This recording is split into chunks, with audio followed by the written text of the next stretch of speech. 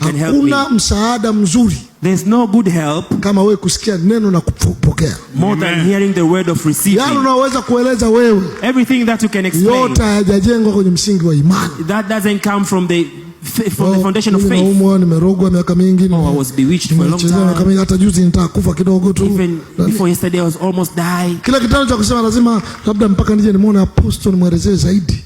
Kinakuchelewesha. The act of saying maybe wait, I should talk to apostle, father, that's one delay. Kinakuchelewesha kupokea muujiza wako. That act delays you to receive your miracle. Kinakuchelewesha kukuinua. That act delays you to be lifted up.